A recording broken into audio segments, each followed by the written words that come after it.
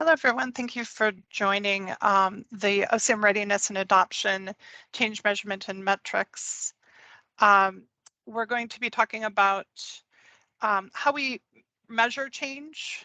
And so really what we want to know is explaining what change adoption and readiness is and why it's important, determining when change adoption and readiness needs to be measured, describing ways to measure change adoption and readiness, and how to create change adoption and readiness surveys using Microsoft Forms. As introduction, I'm Anne-Marie Spihar and I lead the change management practice for IT. So today our agenda is what is change adoption and readiness and why is it important? And what are we going to do?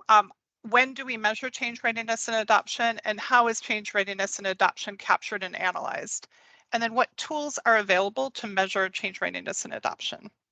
So that's our agenda for today. So first off, we are doing this as part of our overall CMO, our IT Global Change Management Office governance. And so there's a lot of things we do. We own that OCM methodology and toolkit for IT, and then we conduct skill building. We also coach leaders and project managers in OCM. We manage OCM resources. So some of you are the OCM resources on some of our projects. We also have an OCM community, so we have a monthly global change management call, as well as measuring program level change. So the measuring the program level change is also a key part, and that's what we're going to discuss today. So really, I think most of you are familiar with our organizational change management methodology. And so there's a lot of components to this.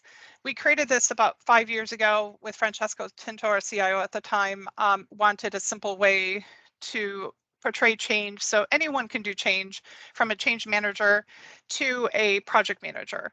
And so some people have experience in it and some don't. So it's a pretty easy process.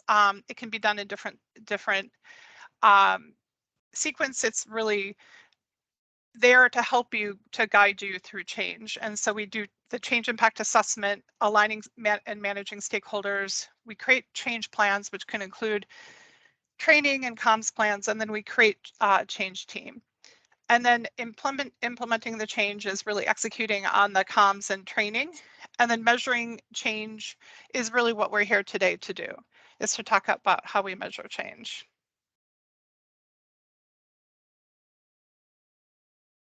Okay, and so this is if we're doing change in a in the change methodology is aligned with the waterfall approach. And so this is the way we're doing all the change activities with the deliverables. The deliverables are all in our OCM toolkit. So we have a team site. So you can go there to reference any of the tools, but the activities really can follow the waterfall or agile approach. This is waterfall. So as you can see, is a key part of what we're doing is identifying, you know, how are we creating those change readiness metrics, and then deploying those metrics throughout the life cycle of the project, and then as well as post adoption as well. And so we can also do this in the agile approach. So same methodology down the left-hand side, all the key components of doing change, but it's kind of turned on its side where we have the agile model. And so as we're doing, we're still doing change impact, stakeholder analysis, building plans, but then we're also measuring change. We can measure change as a part of agile, really thinking about those readiness metrics and post-adoption metrics. So it can work really in no matter if you're doing waterfall or agile. So really, what is change readiness and adoption? So during IT projects, it's important to measure change readiness. We assess the resistance and challenges regarding the IT projects. We need to understand the impact on the stakeholders and really their readiness and adoption. So any employees or key stakeholders, it's important for us to understand their readiness for the change. And then we gather feedback on the IT projects to proactively manage and plan the change. So some ways that we can do this is through interviews. Sometimes we'll interview stakeholders, leaders in the organization to really understand how are they feeling about the change, how ready are they, Is there any resistance? We can also do focus groups. Sometimes we do this with subject matter experts. So for example, if you're capturing requirements, you could ask some change questions as well. And so that's a time that, you know, you can really ask smaller groups of people, even change champions, kind of how are they feeling? What are they thinking about things? Pretty basic questions just about the readiness for change.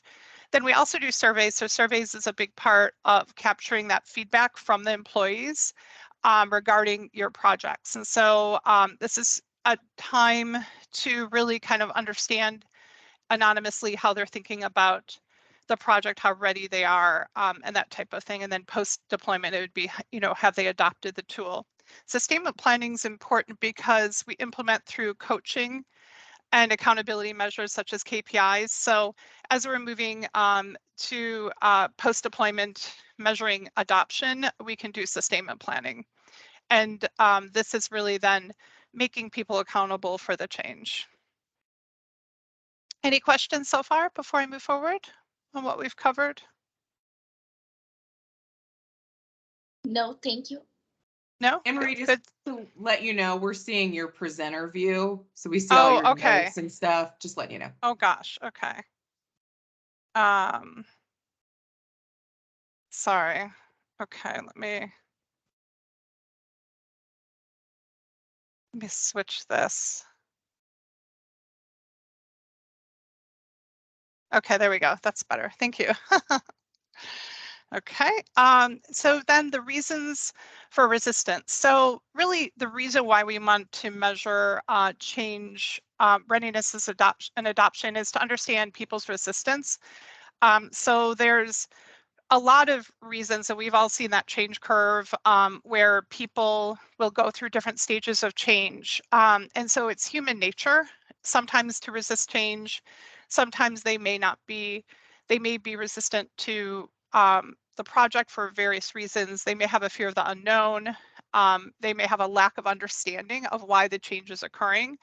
So I think it's important that, you know, we find this early on, and we can do that through change readiness to understand, are there core issues that people have for that resistance, and trying to address it early on.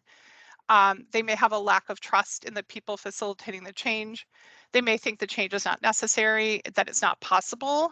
There may be low buy-in among the senior executives. We see this at times.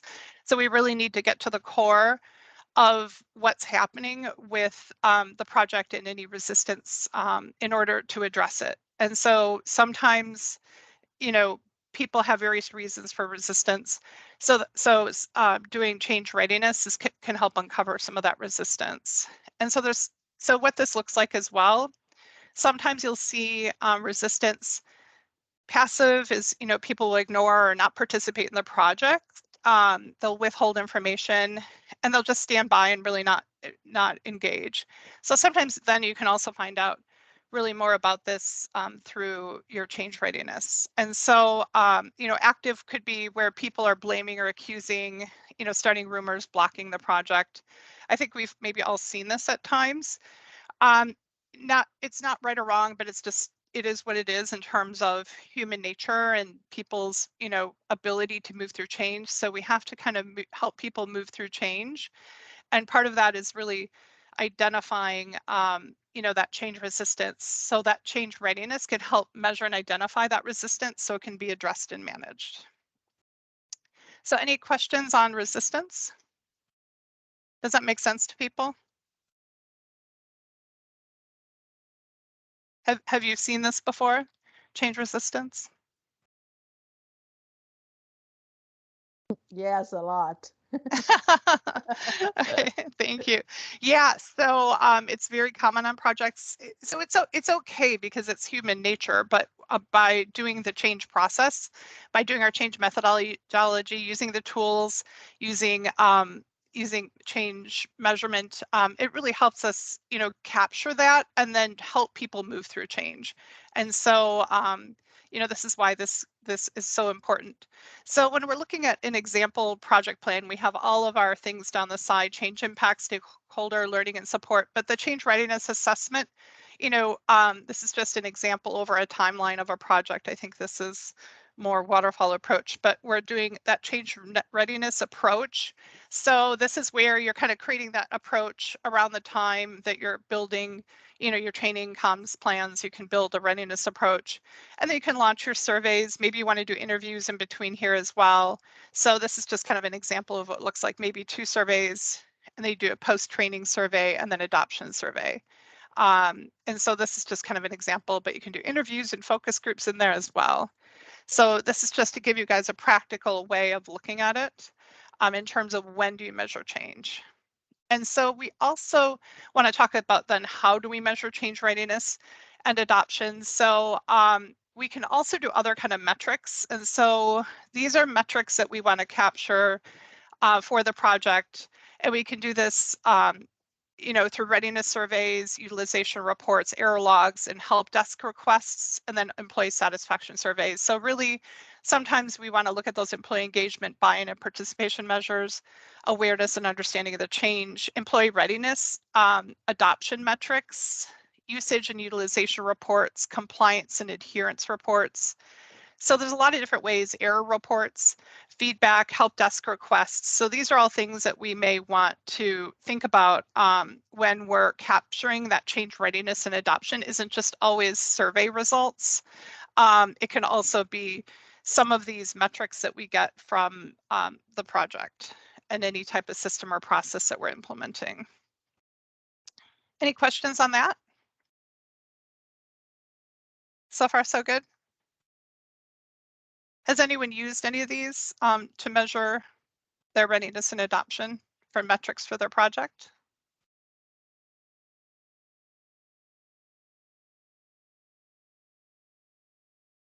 No? Yes? We do pulse checks over in GBS. Do you? Pulse Oh, check great. surveys. Yep. Yeah.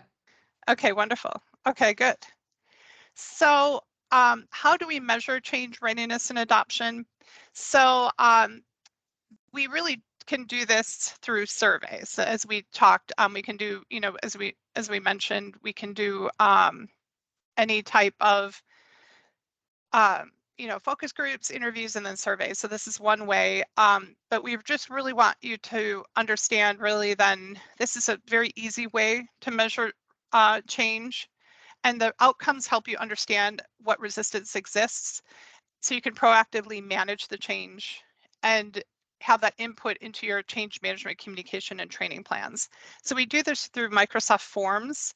And so it's pretty simple. You can do a survey or just a short pulse check, a few questions.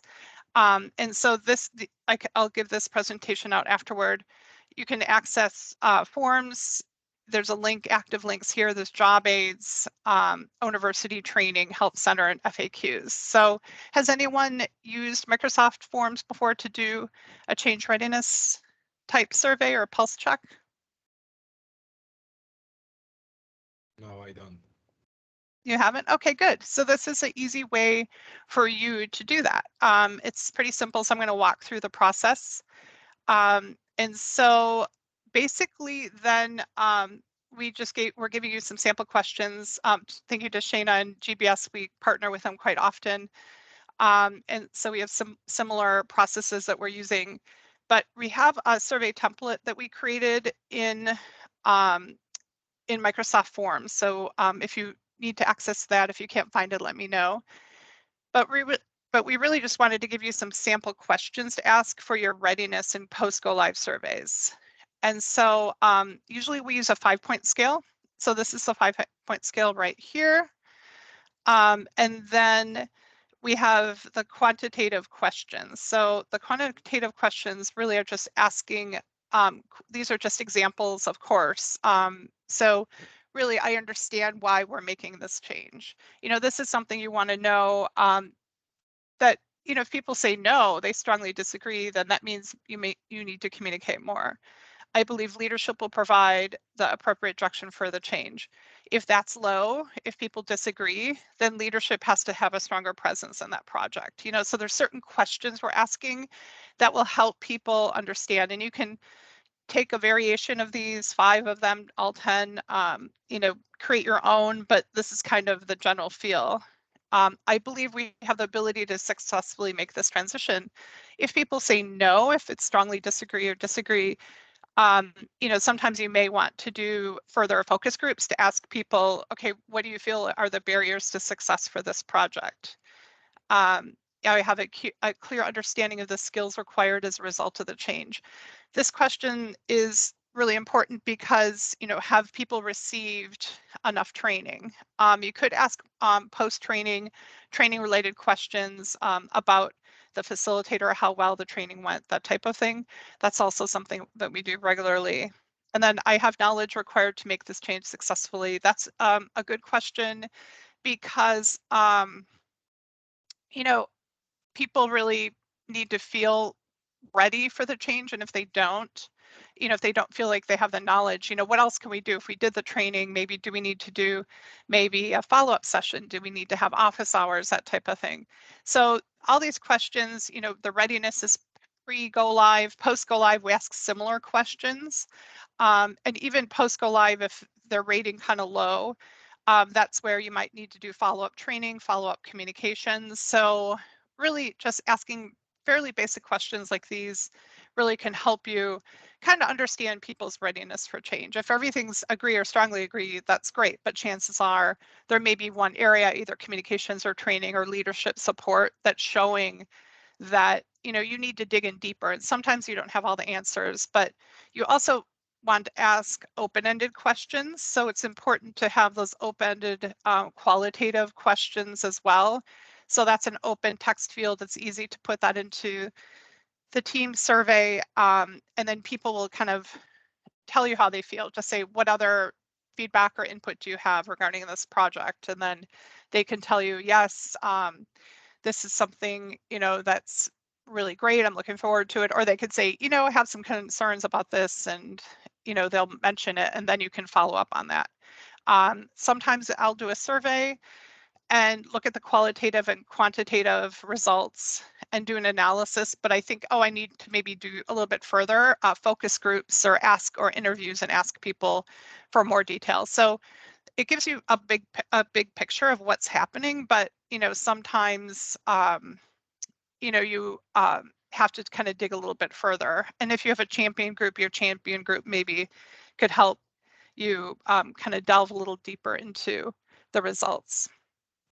So this is what the Microsoft Forms for Change Readiness and Adopting Metrics look like. So this is just a survey template. So there's the link in the prior to Microsoft Teams. So you can click into that and then create a survey. So this is just what the template looks like. Pretty simple, pretty basic. It's very intuitive if you haven't done Microsoft Forms before. And like we said, we have a sample one for you. But I wanted to go through an example for you as well. And so we have an example. It was for a project that we had a while ago called HR Forms. And so it's just basically a readiness survey pre-go live. And so we're asking questions. I feel the new smart forms will help me make processing faster and more accurate. And then people can say how they feel about that. And then I understand how to complete each of the forms and submit. Strongly agree, somewhat agree. You can do, this is a 4-point scale. We usually recommend a 5-point scale. And so if people are saying no, they don't know how to complete the forms, that would be something you'd want to follow up on and create an action plan and say, okay, we need to, either ask people what exactly the reason is for that result, or as part of a focus group, or you're going to do more training or communications. And then questions like, I understand how to check the status of my request in the People Services portal and what the steps are to complete the case accurately. So again, this is really part of the process of what they're doing. And so if they don't understand this process, then you have to dig a little bit deeper and find out. And so here's where the results are. So from that example, this is the results. So the one, I feel that new smart forms will help me make processing faster, more accurate. 26, so quite a bit, strongly agree or somewhat agree. 2 people, so this is pretty good results. But I understand how to complete each of the forms. Here, your results are a little less strong, so less people strongly agree, but more somewhat agree. Somewhat agree means they're moving along that change curve. So it means that they're going from kind of where they're resistant to maybe more acceptance of the change. And so, you know, you're kind of just taking a look at this and saying, okay, somewhat agree means they're moving in the right direction, but maybe, you know, we might want to do something else, like maybe create a job aid or something to help them understand how to complete each of the forms. Like, you know, that's like good information that they may just need a little bit more information for that particular project. Here's one then. I understand how to check the status of my request in People Services portal and what the steps are to complete the case accurately. People look pretty strongly agree and somewhat agree. So this is, you know, good results. And then I am confident I will be ready to do my work using HR Smart Forms. Here, people are still a little bit, you know, they're saying somewhat agree, but, you know, maybe, you know, they're kind of moving up that change curve. Their confidence isn't, you know, really strong, but they're getting there. And so these results are actually pretty good. And so, you know, it's kind of the way then you create the forms, you can analyze the form data and kind of use that in order as input into your comms and training plans. So any questions about this?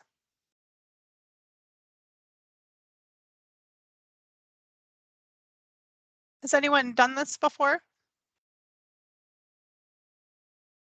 Using smart forms and analyze the data?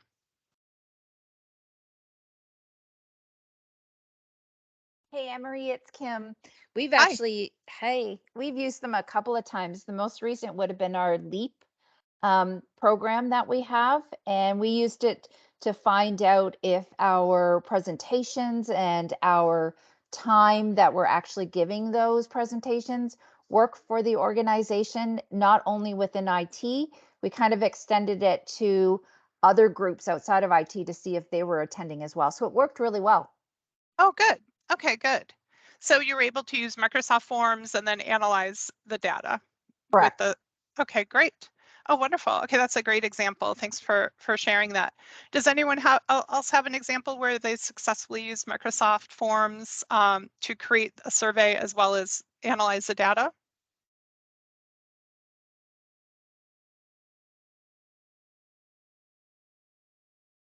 Any other examples? Is anyone interested in, if you haven't done this already, do you have a project where you would like to use this type of survey to measure change? Yes. I probably missed the earlier part. If there's any instruction how to get the smart form set up, I think I would like to take advantage of that for our Blackline project. Sure. Okay. Great. This is June, right? I recorded this and we can even meet offline. I know some people joined late. I should have probably waited a few more minutes to start. But basically we have access to Microsoft Forms. I have the links here in this presentation. So, but why don't we, next time we meet about your project about Blackline, why don't we kind of go through the process and I can help you kind of figure out how to create a form and what kind of questions to ask. Yeah, and I will look at this deck as well to monkey through a little bit. So yeah, this is great. Thank you. Okay, good. I'm glad it helps. And then, yeah, then maybe you can take a shot at it when I send out the presentation. You can take a look at it and give it a shot. And then next time we meet, we can meet maybe in a week or two when you feel like you have a good draft, and then we can walk through it if you'd like as well. So as Yep. we mentioned, here's some sample then you just take the sample questions. You can create your own. These are just examples. And I can help you create questions as well, specifically for your project. We definitely want to customize questions as well for the project. Okay, great.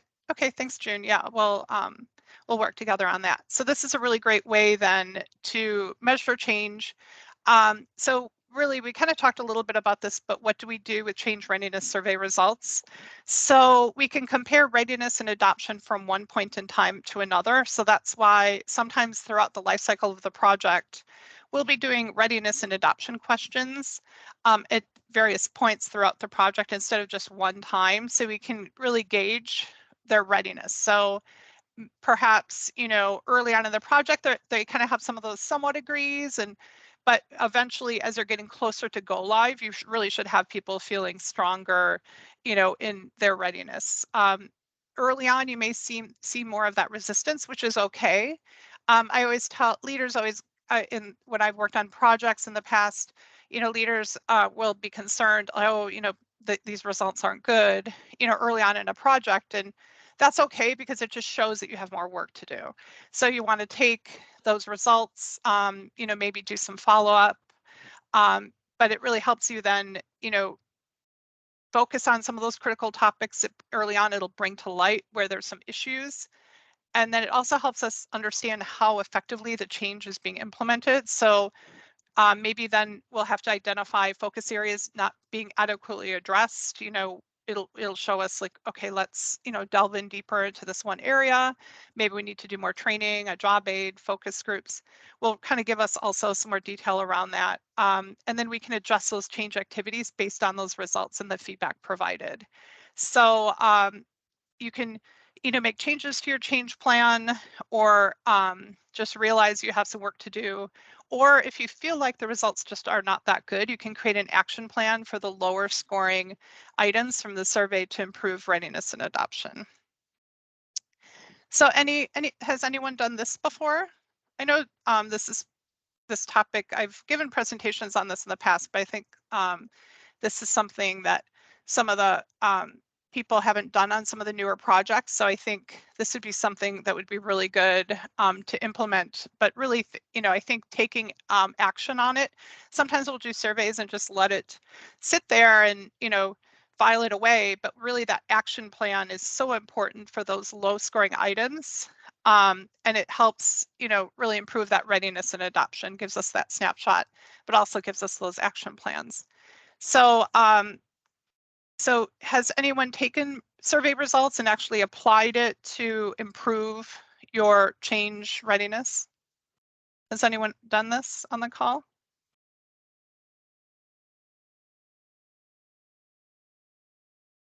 No? Okay, good. So this is an important skill, change management skill. I'm glad we were able to present to all of you. I just wanted to show one more slide because some of the people are, some of the projects in marketing and sales under Eric's group, Eric Nelson's group, they're doing NPS scores. And so that's part of this change readiness and adoption. So they call it an NPS score, but it's similar, where they're really looking at that net promoter score. And so they're doing surveys, and then that they do it on a different kind of scale. So I don't know if anyone's on the phone from Eric's group, but it's kind of the same thing where you do your survey, you know, and then you're identifying your adoption threshold, and then that's part of their KPIs. So this is important because some of the organization is moving to NPS scores. We don't have this all in IT, but it may be coming. I'm not sure exactly where leadership stands on doing this throughout the whole organization. But I think it's important that all of you understand that the Net Promoter Score is kind of out there and it's something the organization is moving toward. And so the more we get comfortable with surveys and understanding how to measure change readiness and adoption, conducting the survey, and really having baselines of where do you want people to do for that readiness and adoption, that'll help us, you know, kind of move forward in terms of, you know, that adoption of readiness and success of projects. So any other questions that anyone has on any of this?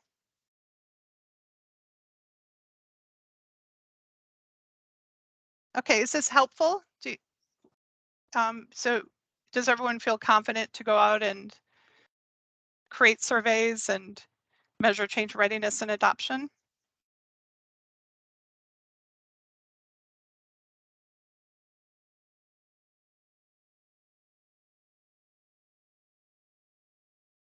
Any questions? All good, thank you. Is this okay? Has this been helpful? Yes. Yes, very helpful. Yes. Okay, good. And Okay. will send us this presentation? Yes, absolutely. I'll send you the presentation as well as then you'll have the links. But I think some of you, I do have regular one-on-one meetings for your projects, so we can talk about it more at our next meeting. Or if I don't meet with you regularly, because I meet with the high change impact projects that have change leads, if I'm not meeting with you regularly, feel free to contact me, to set up a meeting with me, to send me an email, IM me. I'm here for all of you. If you have any change questions and specifically about readiness and adoption, this is a very, very important skill that we need to do on our surveys, or I mean, on our projects. So I think, you know, if you have any questions, I'm here for you, and I can definitely help you. So I appreciate everyone being on the call. I'll give you some time back. This went a little faster than I thought. So, but I hope you all learned something new today, and please let me know if you have any questions. Okay. Thank you very much. Thank you. Thanks, you, Annie. everyone. Take Thank care. you. Bye Thank bye. you Bye. much. Thank Bye-bye, you. Anna Marie. Thank you, Annie. Bye-bye. Thank you, Annie. Bye bye.